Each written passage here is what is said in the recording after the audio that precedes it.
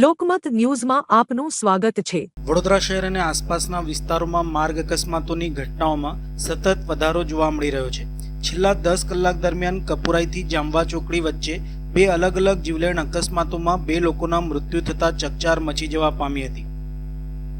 Ahmedabad Mumbai national highway number 48 વાહન ચાલકો માટે જોખમી પુરવાર થઈ રહ્યો છે।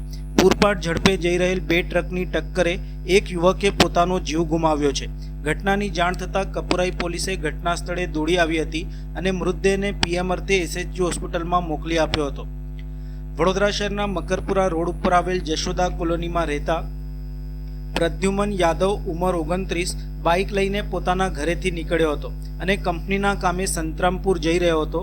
આ દરમિયાન તરસાલી બાયપાસથી કપુરાઈ બ્રિજ તરફ જતા સન્ની પાજીદા ધાબા હોટલની સામે પહોંચતા કોઈ અજાણ્યા ટ્રક ચાલકે તેમની બાઇકને ટક્કર મારી હતી। ભયાનક ટક્કરના પગલે પ્રદ્યુમનના હાઈવેની વચ્ચોવચ્ચ પટકાયો હતો। યુવક પોતાને સંભાળે તે પૂર્વે પાછળથી આવી રહેલ અન્ય એક બેફામ ટ્રકના ચાલકે રોડ ઉપર પડેલા પ્રદ્યુમન ઉપર ટ્રકના વ્હીલ ફેરવી દીધા હતા। યુવક ગંભીર રીતે ઇજાગ્રસ્ત થતાં તેનું મૃત્યુ નીપજ્યું હતું। બંને ટ્રક ચાલકો નાસી છૂટ્યા હતા।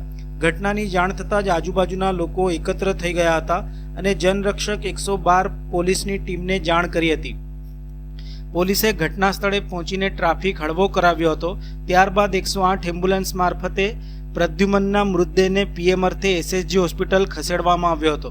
પોલીસે હાઈવેના સીસીટીવી ફૂટેજના આધારે ફરાર થઈ ગયેલા બંને વાહન ચાલકોને ઝડપી પાડવાના ચક્રો ગતિમાન કર્યા છે। પ્રત્યક્ષદર્શી આકાશ વસાવાએ અકસ્માતની ઘટના અંગે જણાવ્યું હતું।